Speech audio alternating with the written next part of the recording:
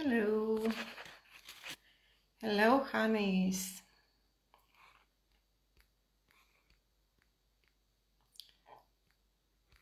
Šodien runāsim par to, kā veidot viedokli.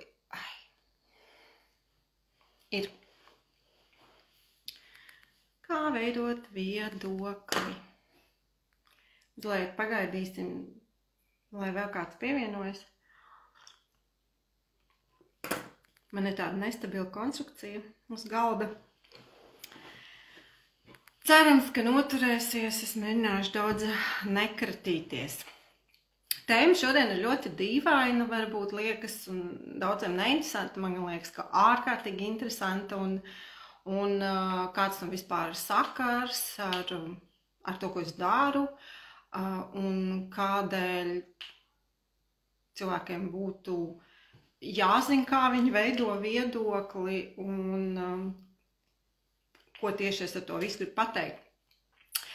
Lūk, tad sākšu es ar tādu mazu ieskicēšu mazliet, kā es esmu gājusi savam pasaules skatījumam cauri un kā es esmu viņu izveidojusi.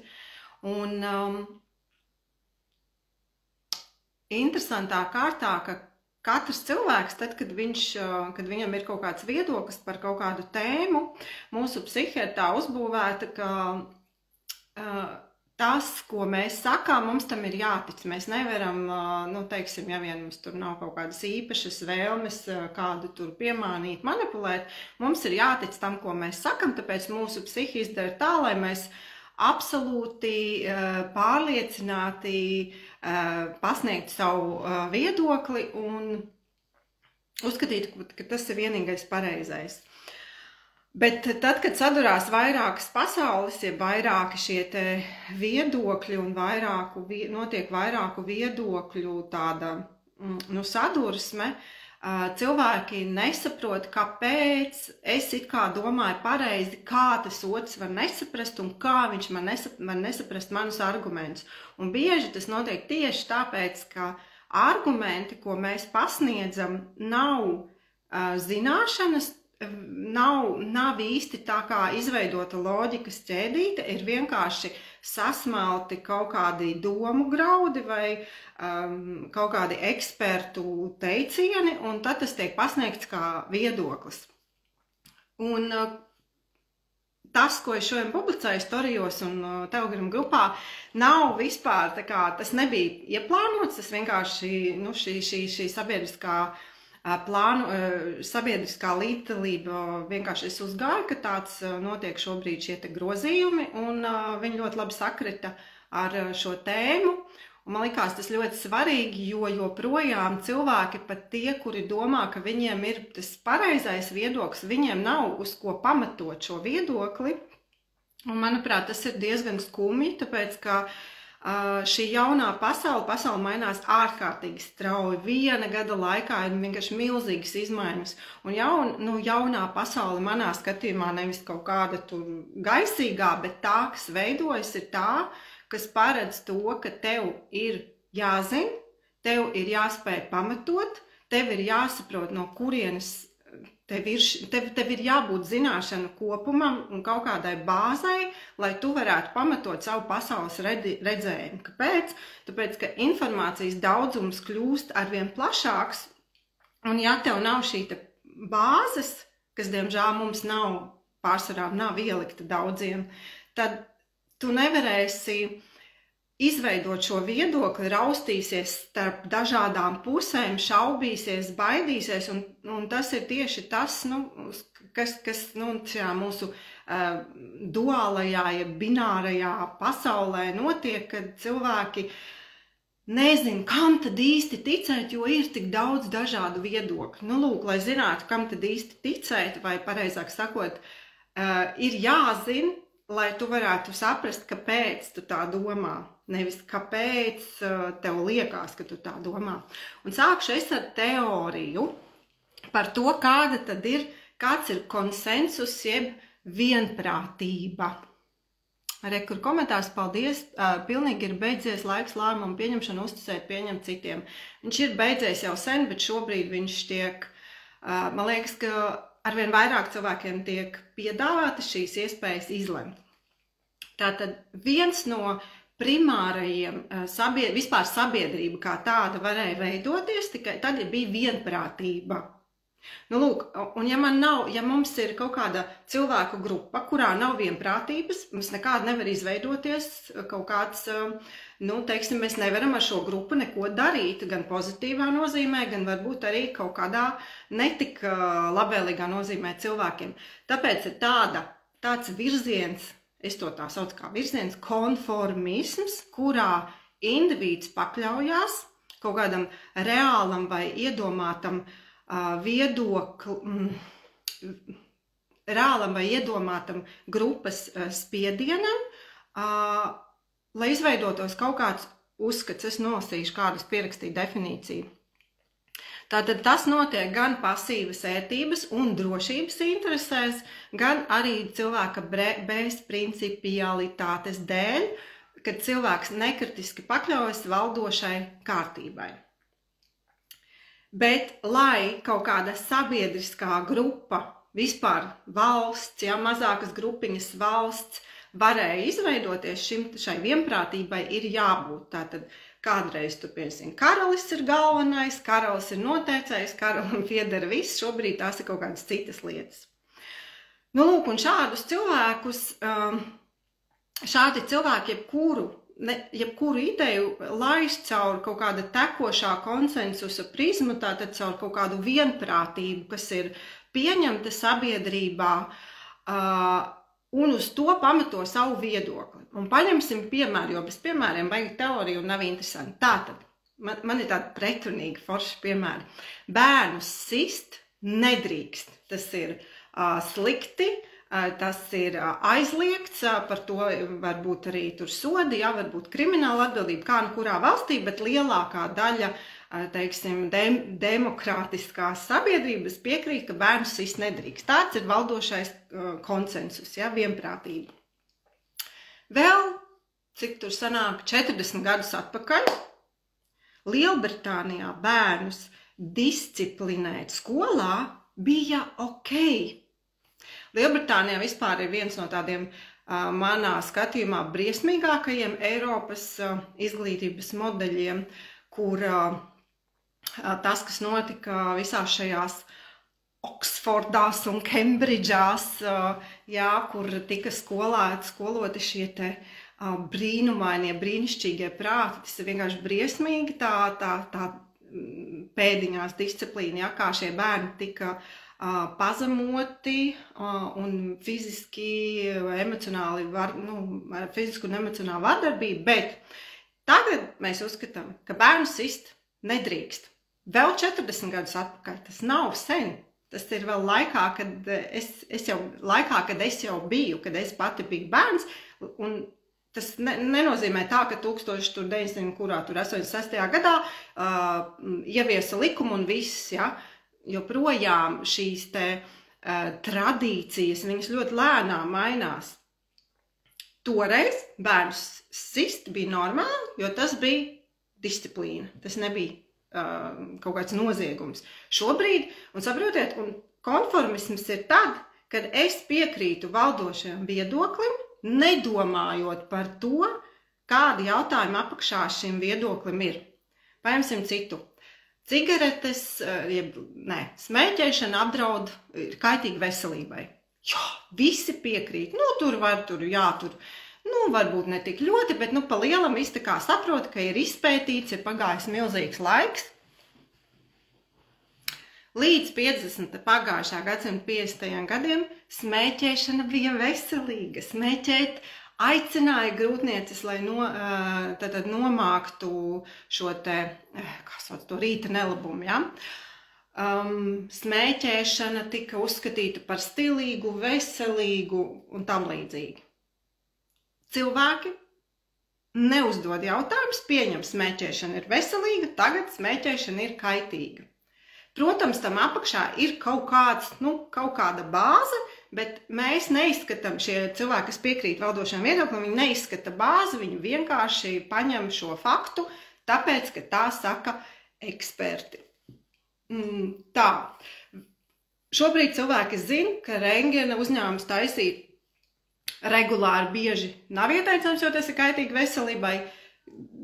Vairāk pagājušajā gadsimtā rentgens tika taisīts pat apavu veikalos, lai varētu noteikt precīzi izmēru, un tas bija viss krūta. Tāpat tur, un jo tālāk pagātnē mēs ejam, jo briesmīgāks ir šīs te saucamais valdošais viedoklis, tur dažādiem toksīniem, indēm, ja mēs atceramies dustu, jā, veselīgo šīferi, asbestu un tam līdzīgi. Lūk, un tad, kad šis valdošais viedoklis tiek pieņemts bez jautājumu uzdošanas, bez iedziļināšanās, tad, principā, cilvēks izvēlās kaut kādu drošību un izvēlās būt bara, nevis individs, bet tā kā iekļauties barā, kas ļoti ilgu laiku, daudzus gadsimtus bija vajadzīgs, bija ok, jo savādāk nevarēja izdzīvot, bet šobrīd tās arvien vairāk iet prom un cilvēki kļūst par individiem. Ja? Dažus gadus atpakaļ tici zinātnei. Tu uzdod jautājumus, tu esi aita, idiots un vispārējie sliktie zvēri. Tev vienkārši ir tāds ir vadošais viedoklis, nekas cits nevar būt. Lūk, bet tad mēs ejam tālāk. Un šajā konformismā jaunas idejas pieņemt ir ļoti grūti, gandrīz neiespējami, tāpēc, ka ir valdošais viedoklis, kuru izmainīt nevar. Bet kāds ir pretējais? Pretējais konformismam ir konspiroloģija. Un kā jau jūs saprotat, visu šo vārdu šobrīd, es domāju, ļoti labi pazīst, konspiroloģija ir pilnīgi pretēji balstīta, kur lielākoties šie cilvēki balstās uz pieņēmumu, ka tas, ko saka konformisti, respektīvi valdošais viedoklis, jeb eksperti, ir pilnīgi pretēji. Piemēram, Tur arī, es tā ļoti, protams, vispārnācu, ka mēs te varētu runāt ilgi un dikti. Zeme ir apaļa, viņi mums melo, zeme nav apaļa kāda, tur dažādas variācijas. Kas tur tāds vēl? Debesis, eksperti saka, ka nekādas ķīmiskās trases nepastāv, tā tad viņas pastāv. Es šeit nesaku, kas ir pareizi, kas nepareizi, es stāstu par to, kā tas strādā. Tad, kad tur pie Covid vakcinācijas laikā sākās tur, ka tie jauni cilvēki un sportisti mirst, tur ļoti palielinās onkoloģija, palielinās sirds asinsvadu saslimšanas, vienkārši strauji mirst cilvēki. Tātad tas ir vakcinācijas sekas. Vispār netiek uzdot jautājumi, tātad. Lūk. Un abos šajos gadījumos, kas ir interesanti, šie abi divi virzieni, viņi neparedz jautājumu uzdošanu. Protams, konspiroloģijas gadījumā tiek kaut kāds jautājums uzdots. Bet kāpēc? Tāpēc, ka, piemēram, man kaut kādu iemeslu dēļ liekas, ka šī valdošā ideja, es īsti viņu neticu, nepiekrītu, ja? Un automātiski, man nav laika, man ir kāds cits eksperts, kurš man pasaka priekšā, kā tad ir pareizi. Tātad es izvēlos šo pieeju.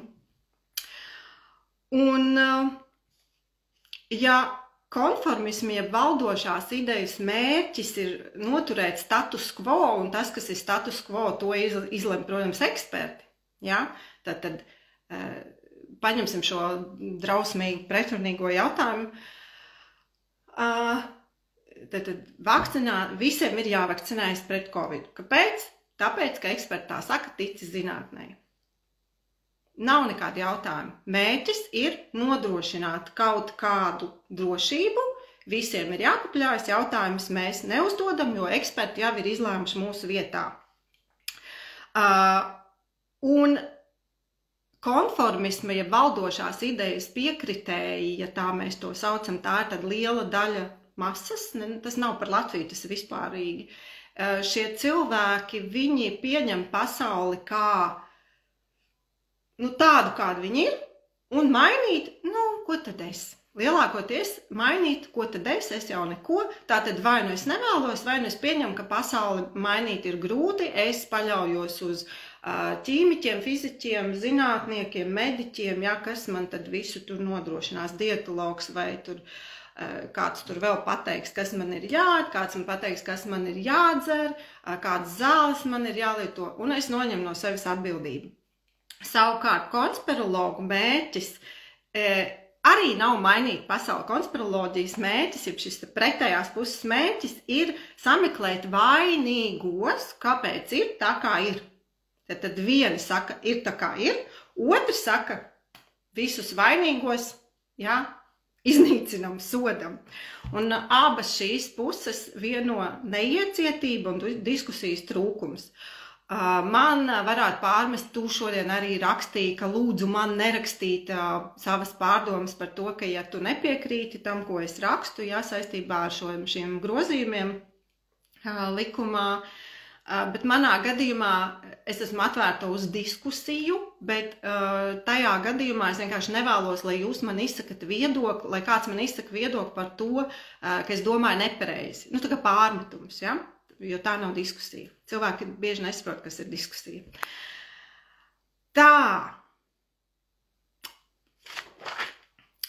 Paņemsim kaut kādus piemērus. Piemēram, ja valdošie eksperti saka, ka D vitamīns ir jādzer, tāpēc kā mums visiem šeit trūks D vitamīna, tad savukārt otra puse teiktu, nē, ja viņi tā saka, tā tad D vitamīns nav jādzer. Atkal bez iedziļināšanās, kas, kāpēc, kā. Valdošie saka, SPF, saules aizsardzība ir jālieto, nu tā kā ir jāuzklāj uz ādas obligātas, jo tur arvien vairāk mums cilvēki slimo ar onkoloģiju, bla, bla, bla. Tātad tev jau kāds ir izdomājis, pateicis, tu pieņem vai tu apšaubi. Un interesanti, ka lielākā daļa zinātnieku, kas ir diezgan loģiski, ir konformisti. Respektīvi, viņi pēta tēmas, kas ir akceptējamas lielākai daļai sabiedrības. Kāpēc? Tāpēc, ka tas ir loģiski par to, kāds vienmēr maksā. Zinātnieks nevar pētīt to, par ko viņam nemaksā. Vai ne? Savukārt slavenākie zinātnieki ir tie, kas ir izraušies no šīs te konformisma jūga un atklājuši kaut ko jaunu, ieviesuši jaunu ideju. Tātad jebko, kas ir pretrunā ar tā laika,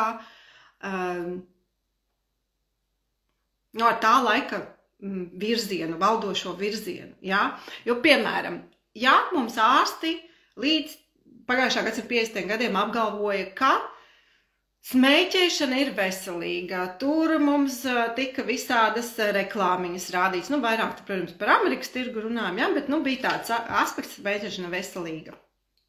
Tad smēķēšana pēkšņi kļuva neveselīga, jeb kaitīga. Vai kāds uzņēmās atbildību par šo? Vai kāds uzņēmās atbildību par visiem pārējiem jautājumiem, kas kļuva neveselīgi? Vai kāds uzņēmās atbildību par bērniem, kas tika tur sisti, nodauzīti, zili, ķipa disciplinēti? Ja? Neviens jau to nedara, tāpēc, ka ir bars, jeb grupa, un ja tu gribi būt šajā grupā, tu pakļaujies šīs grupas noteikumiem. Es te nenostājos vispār nevienā pusē, es jums vienkārši stāstu par to, kā cilvēki domā, veido savu viedokli un kāpēc galvenais. Nu, lūk, un tad, ja šie zinātnieki spēj ieviest kaut kādu un pierādīt šo te netradicionālo jauno ideju, ja, tad viņi izraus no šī te konformisma, bet lielākā daļa zinātnieku, kā viņus nosauksim, zinātnes sfērā esošo cilvēku, protams, neko nesasniedz un kļūst par prastiem popularizatoriem un viņus varētu saukt par visādiem ierēģiem, ja, kuri tad uztur kaut kādu tur valdošo viedokli. Tā, bet tagad jautājums, vai ir kaut kāds cits vēl variants, kā domāt? Ja es neesmu ne konformists, ne konspirologs, ja. Un kas vēl ir svarīgi, protams, ka neviens nepiedara pilnīgi pie viena vai pilnīgi pie otra. Tāpat mums ir savas kaut kādas savi uzstādījumi, kas nāk, piemēram, no ģimenes, tur no dzimtes, no valsts, no kultūras, ja, kur mēs nākam ar kaut kādu savu to komplektiņu, uz kura mēs uzliekam tad to esošo sabiedrisko viedokli, bet, nu, kaut kādos 80–90% gadiem cilvēki vairāk pakļaujas, nu, šai te vienai vai otrai šim te virzienam. Klausīt Čuļņikam komentārs. Nav tik vienkārši, to izstāstīšu, kāpēc. Lai tu klausītu Čuļņikam, nu skaties, es esmu izgājusi, bijusi vienu daļu gan tur konformismā, nu kā savādāk, nu kā tu kaut kā veidojies, ne? Un pēc tam aizgājusi uz otru galu, kas ir konspiroloģija. Tāpēc, ka tu saproti, kaut kas nav, bet tev pašam nav sava viedokļa.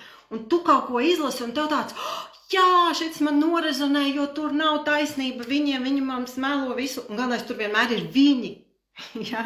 Ja konformistiem vienmēr ir tā kā mēs, mums, visiem kopā jābūt, tad konspirologiem vienmēr ir viņi, ja? Un neviens no viņiem negrib uzlabot pasauli. Noturēt, tad viena grib noturēt, otra atrast vainīgos. Bet ja man nav zināšanu bāzes, uz kā balstīties, ja, jo man likās, ka tajā brīdī, kad es kļuvu par veģetārieti, pēc tam par vegānu, tad es tur meditēju, tad es tur elpoju, tad es vēl kaut ko. Man likās, ka es klausu savam Čuļņikam tajā brīdī. Čuļņiks ir kaut kas ļoti nenodefinējams. Pirmkārt, ir jābūt stabilai, diezgan stabilai nervu sistēmai, bet, kā es vienmēr saku, ja tev nav bāze, tavs Čuļņiks tev var aizvest kaut kur, jo tev ir jautājumi, tu kā tev ir iekšējā vilkme, tu kaut ko jūti, tu tā kā saproti, ka tev nedara šitas, un tu kaut kur pieslējies. Kāpēc? Tāpēc, ka, lai tu varētu īstenot savu intuīciju, tev ir vispirms nepieciešams izpētīt informāciju. Un informācijas izpētīšana nenozīmē izlasīt dažus profilus. Informācijas izpētīšana, tad, lai es kļūtu par, nezinu kā, nu varētu nosaukt brīvdomātāju, jeb brīvās savas gribas viedokļā tā kā īstenotāju, man vispirms ir jānoskaidro, kā ir uzbūvēta pasaule. Man ir jāinteresējas par fizioloģiju, par bioloģiju, par vēsturi, par literatūru, par kultūru. Jūs saprotiet, tās visas ir tēmas, kas veido cilvēku. Ja es nezinu, piemēram, kas ir noticis, ko mēs, piemēram, tur kas tad sanāk 18. gadsimts, ja, kad tur bija tās, sāka tur parādīties pilsētas, kuras tā kā ir aprektas, nu, piemēram, mūsu doma baznīca, ja. Un tad tur viņus izrādās ir dziļi zemē, un mums saka kaut ko, vai pareizāk sakot, neviens īsti ka neko nesaka, un tad uzreiz var plaukt šī tā saucamā konspiroloģija, kura tev paskaidros, kāpēc tas tā notiek. Bet, lai tu to pats zinātu, tev ir jāskatās, tur mākslas darbi, jālasa literatūra, jāinteresējās, kas notika, kāds bija tur klimats, kādas kataklizmas notika. Saprotiet, tas viss ir jāsaliek kopā.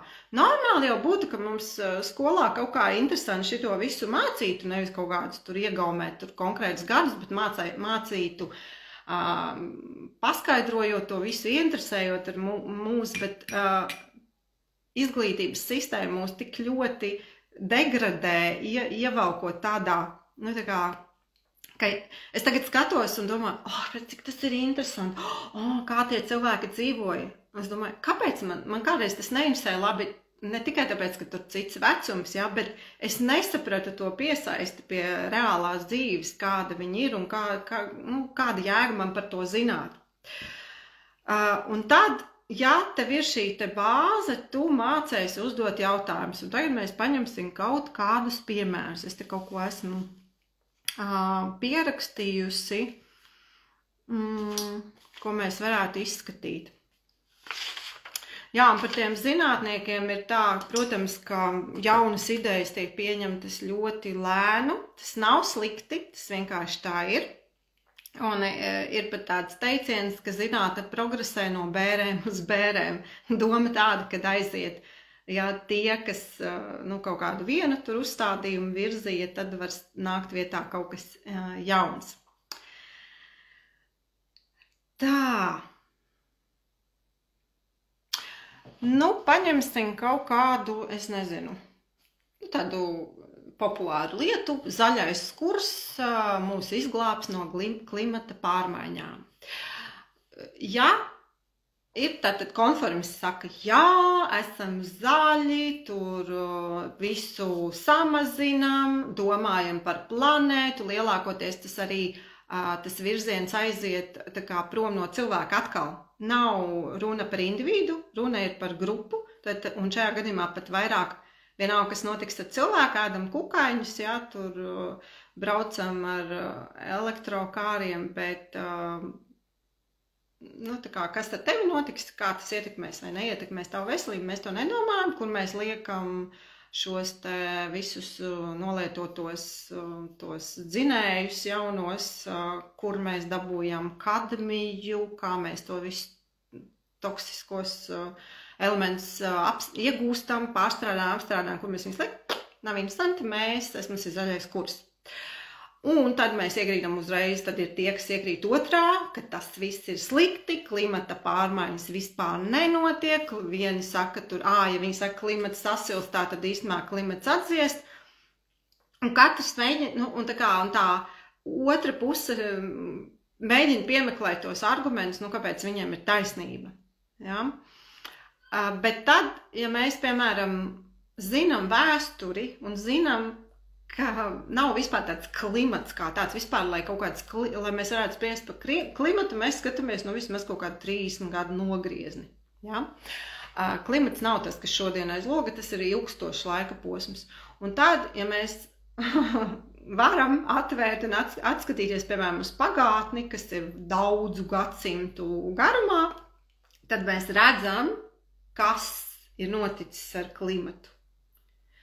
Un interesanti, ka tās izmaiņas ir notikušas, viņas nenotiek tikai, protams, dēļ cilvēku, tās izmaiņas ir notikušas tad, kad cilvēki, tur pēc zinātnieku uzskatiem gandrīz nebija, tur dinozauru laikmetā, kas tur nabaga visi pārkarsa un neizturēja lielo temperatūras celšanos, un tad atkal, ja nemaldos no 14. gadsimta, kad Eiropa pamazām iegāja rudens klimatā, un tad vēl ziemā, kad bija tur ilgstošie, teiksim, augstie mēneši, augstie gadi.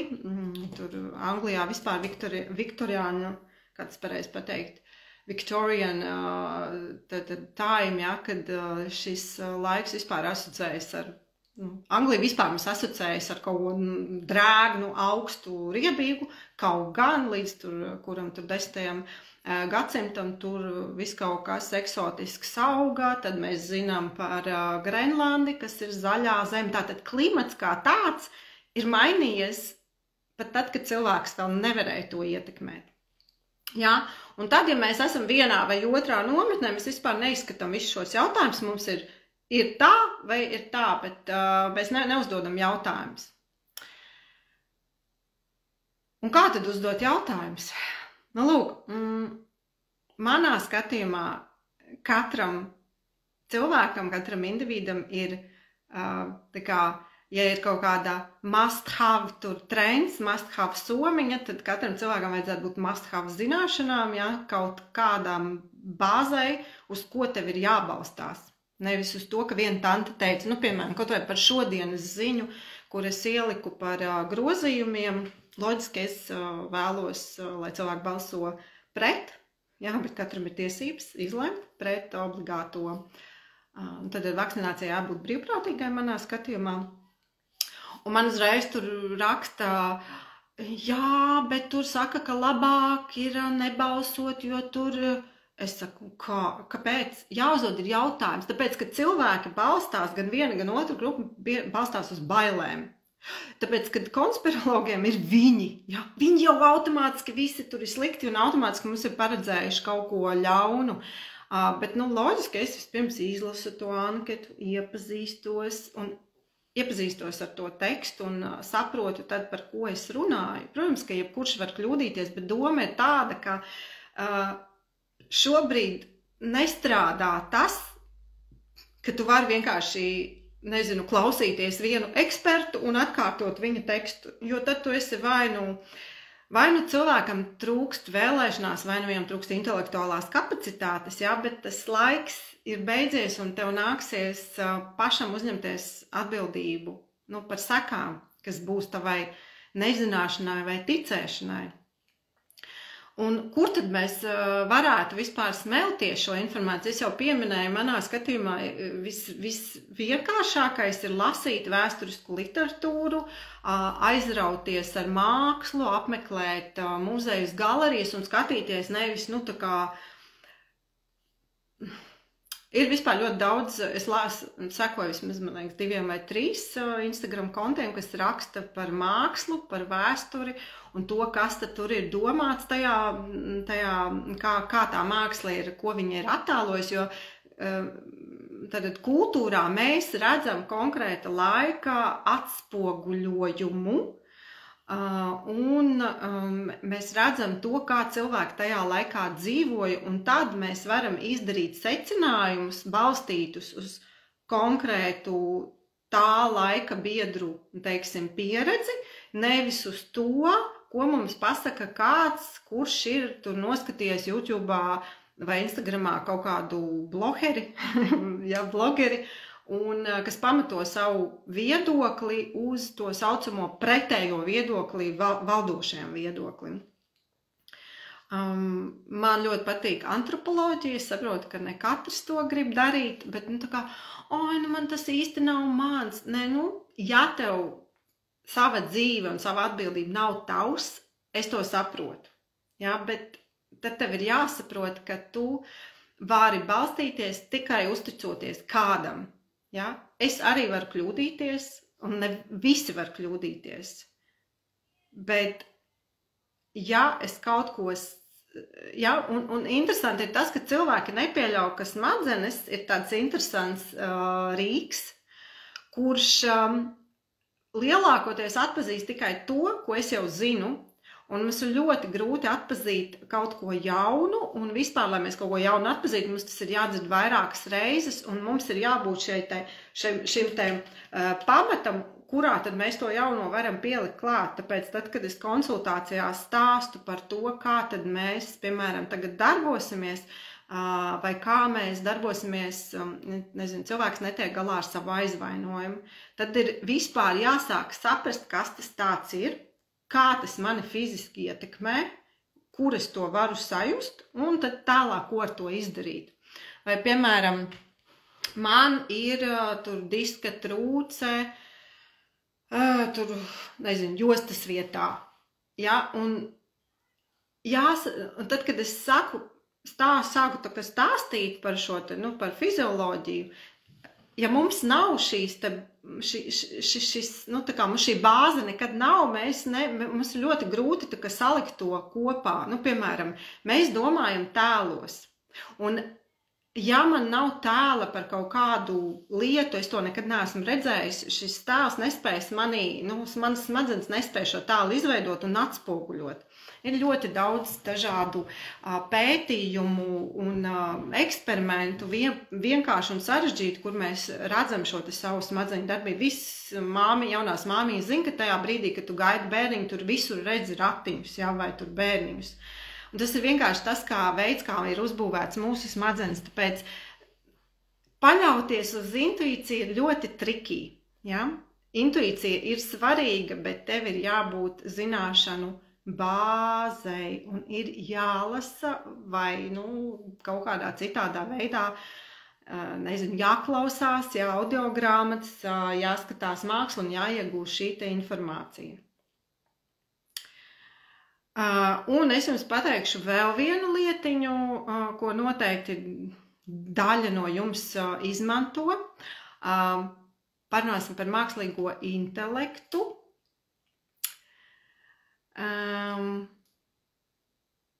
Mākslīgais intelekts ir forša lieta, ja mēs mākam uzdot pareizi jautājumus. Kas ir forši? ChatGPT var jautāt gan latviski, gan jebkurā valodā. Jautāt vienā valodā, prasīt, lai atbildi iedod citā, un tas ir ļoti, ļoti forši, un vajag izmantot to iespēju. precizēt savus, nu tā kā, lai dabūtu precīzi informāciju. Nu, piemēram, es nesen šodien laikam jautāju par mājasdarbiem skolā. Ja? Tātad ir valdošais viedoklis, ka mājasdarbi bērniem ir vajadzīgi. Tātad tu atnāc uz skolu, nosēdi, kā bērni saka, nosēdi savu dienu skolā un aizēj mājās un vēl pildi mājasdarbus. Manam bērnam nav mājasdarbu, bet tas ir tikai līdz 6. klasē, tā ir sākuma skola, kas būs pēc tam, nezinu, bet, es esmu cilvēks ar pedagoģisko izglītību skolā, es esmu, var teikt, strādāju sākumā privāti, bet interesantā kārtā šī interese par pedagoģiju un psiholoģiju man pirms 2 gadiem atgriezās, jo man vajadzēja ieviest savā audzināšanas metodēs milzīgas izmaiņas, jo tas, ko es uzskatīju par pareizu, nestrādāja. Respektīvi, no vienas puses sanāk, ir kaut kāds valdošais viedoklis par to, kā jāaudzina bērnus, un es laikam biju iekritusi tajā otrajā konspiroloģijā, kur visu tā kā cenšas darīt pretēji, kas arī izrādījās noveda pie sliktiem rezultātiem. Un es sāku interesēties atkal par šo tēmu, un tad man atvērās acis, un es sāku mācīties uzdot jautājumus. Un ir tātad, ja mājasdarbi ir vajadzīgi, un mēs pajautājam mākslīgam intelektam, kā radās vispār šī doma par mājasdarbiem, kurā laikā tas notika, un respektīvi kaut kādā tādā stilā, tad viņš, mākslīgais intelekts, atbildēs, ka tas ir radies jau tur bezmaz vai tur pirms mūsu ēras, kad tur īpaši apdāvinātiem studentiem, jo jūs jau zinat pašā, kaut kādos senos laikos, izglītība bija tāda īpaša sfēra, ja, kas nebija pieejama kuram katram, un tas vairāk attiecās uz kaut kādiem, tur tika studētas zinātnes, ja tā nebija tā kā vienkārši, tur kaut kā tā kā skoliņa. Un tad šie mājasdarbi tika doti, lai tad šie studenti padziļināti iepazītos ar tēmu. Un tad pamazām, un mūsdienās jau tas tiek uzskatīts kā izglītības procesa neatņemama sastāvdaļa. Ar to mēs varētu arī beigt, bet ir jāturpina uzdot jautājumu mākslīgajam intelektam, un tad mēs viņam uzdodam jautājumus. Es esmu lasījusi ļoti daudzos literatūras, tā kā dažādās grāmatās, romānos, vēsturiskos aprakstos par to, kā mājas darbi tika doti skolēniem kā sava veida sots. Sots vai nu par to, ka skolotājiem kaut kas nepatika, vai nu, ka skolēns tur viņa prāt nebija pietiekami gudrs, pārsvarā disciplinēts, ja, un neklausīja skolotāju, jo skolotājs taču ir jāklausa, ne? Viņš taču ir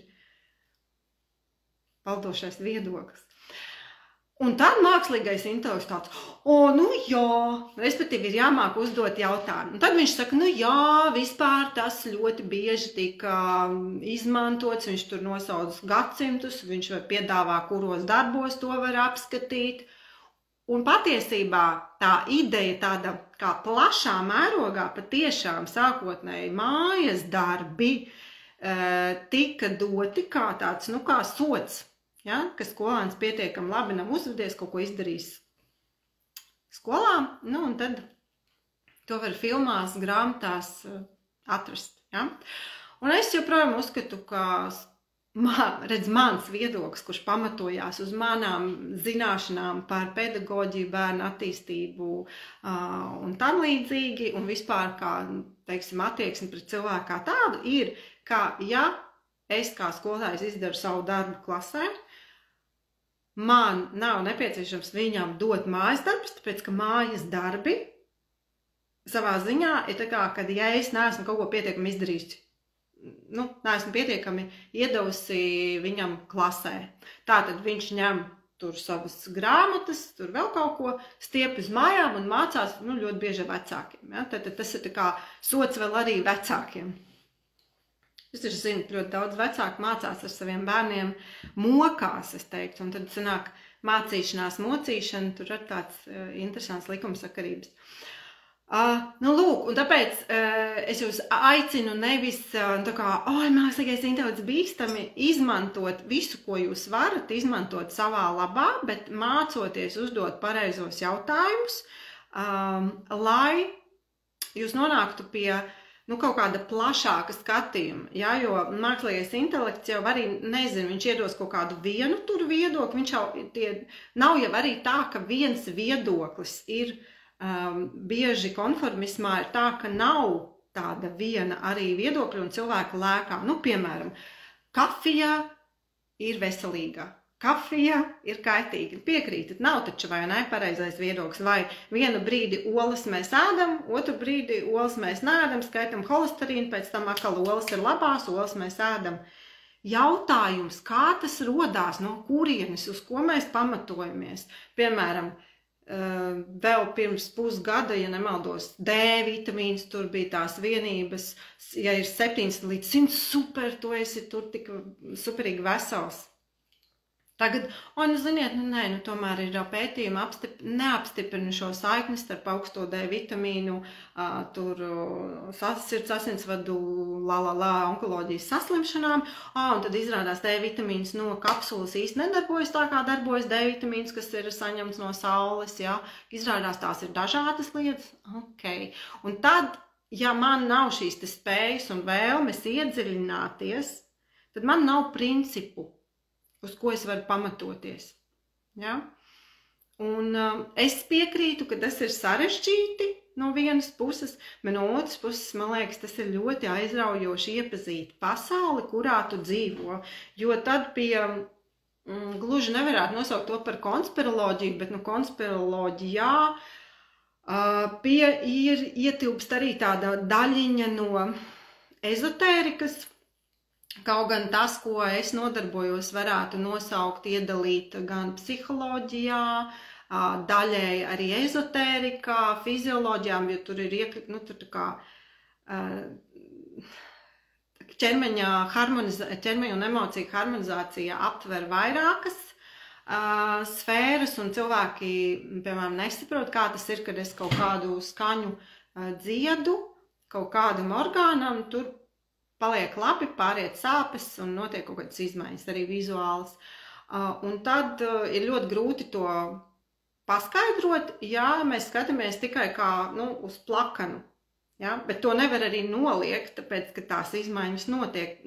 Teiksim, ja man nebūtu šo vizuālo kaut kādu izmaiņu, es varētu teikt, cilvēks tur, mēs varam teikt, cilvēks jūt vienu, pēc tam viņš jūt kaut ko citu.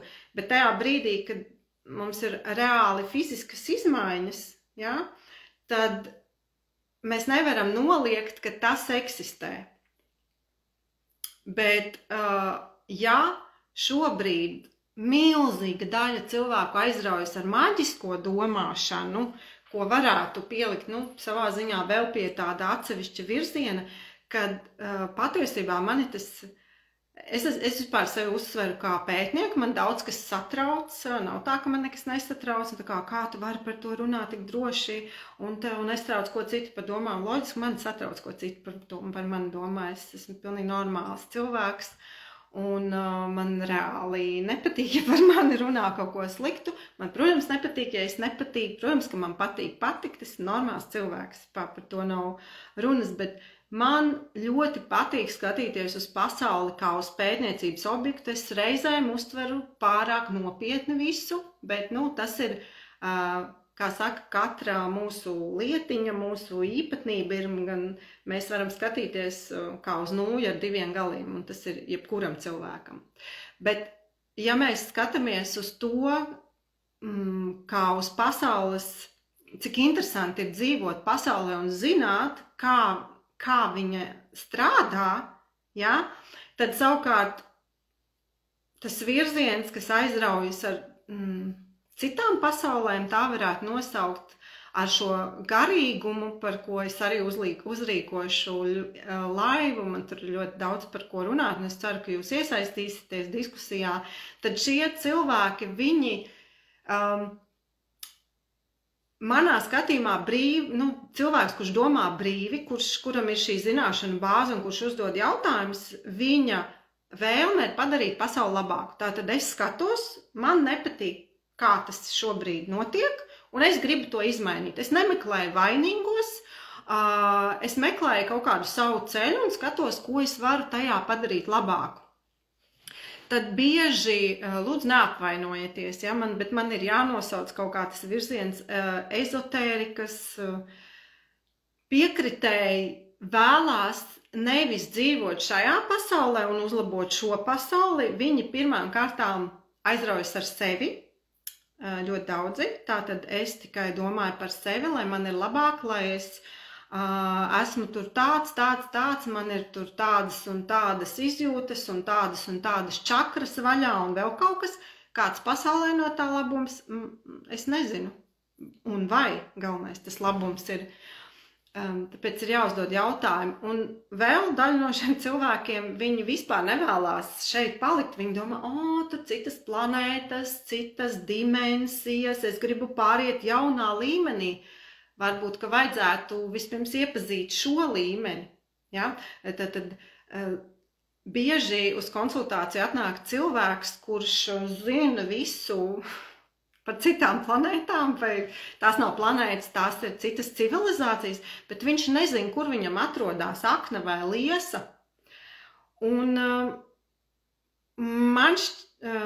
es negribu tā kā ieiet tajā tēmā, jo tas ir tā kā drusiņ cita tēma, bet īstenībā garīguma principi un ezotērikas principi ir pavisam citi. Ja? Un tad, ja cilvēkam piemīt vai nu konformisms, tātad man ir vienprātība ar valdošo viedokli, vai nu es esmu konspirologs, kur es esmu pretēji valdošajam viedoklim, vai nu man piemīt maģiskā domāšana, un es vienkārši zinu, kā es nākamajā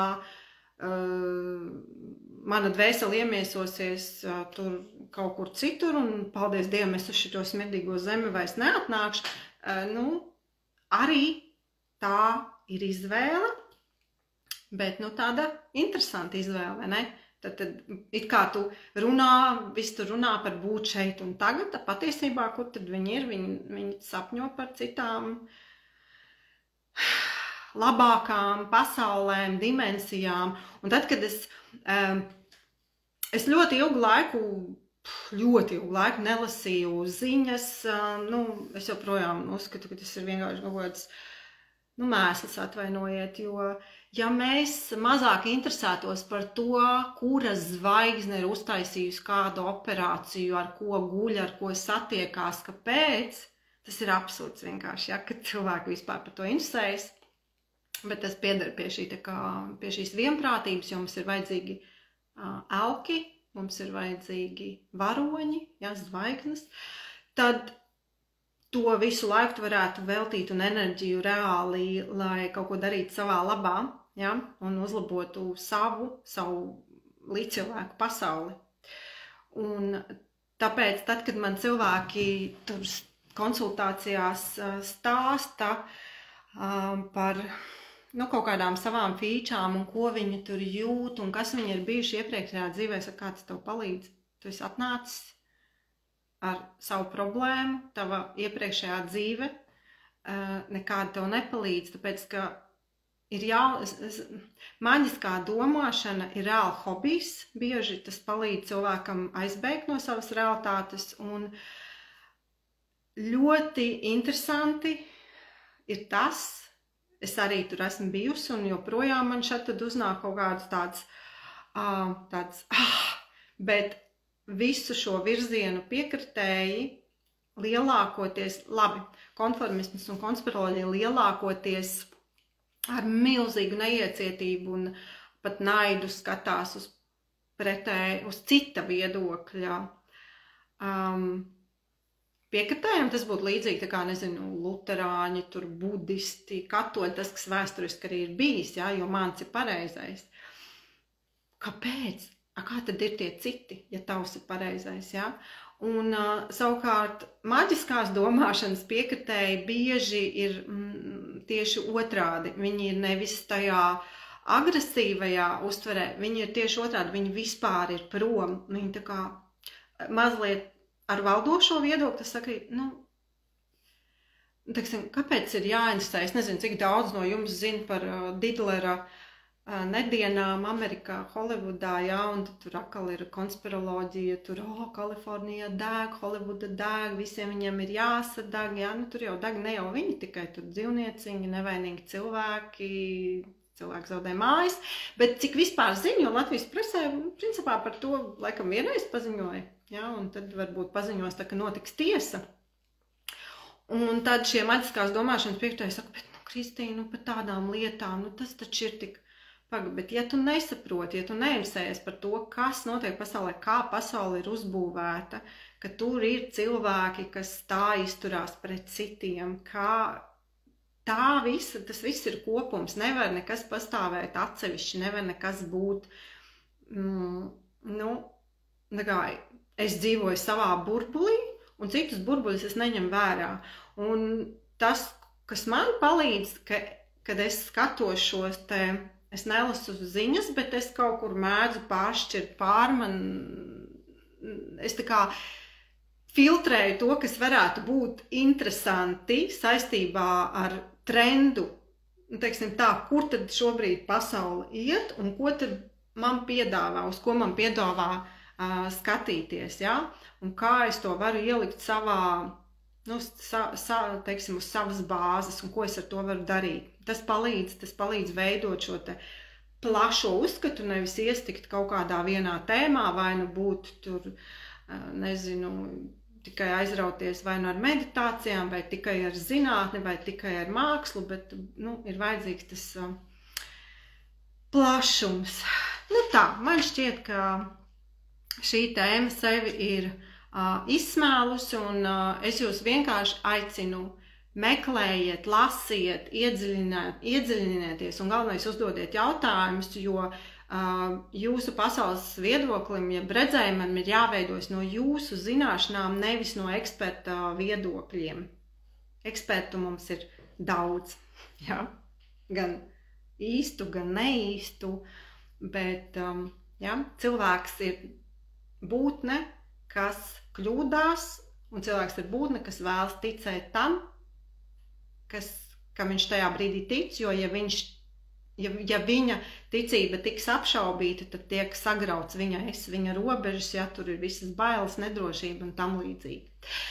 Tā, ja jums ir kādi jautājumi, droši jautājiet par kaut kādām tādām netik instagramīgām tēmām, aicinu jūs pievienoties Telegram grupai No Bullshit, ja? Jo, jūs jau saprotat, ka ir noteikumi Instagramā, un mums viņi ir jāievēro. Un tad ceru nākamreiz jau parunāt ar jums par garīgumu, kas tas tāds ir, kāpēc tas ir vajadzīgs, ko ar to iesākt, kāpēc cilvēki ar to aizraujās, un ko vispār nozīmē būt garīgam. Paldies jums par sirsniņām, neviens neko jautāt nevēlās, piebilst nevēlās, tad mēs droši vien varam šodien beigt.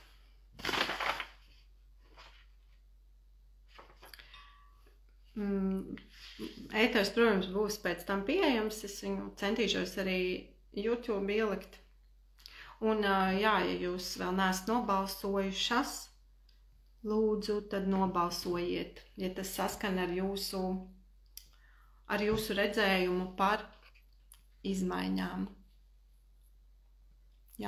par jaunajiem grozījumiem un izmaiņām tajā likumā. Labi, paldies jums ar tā!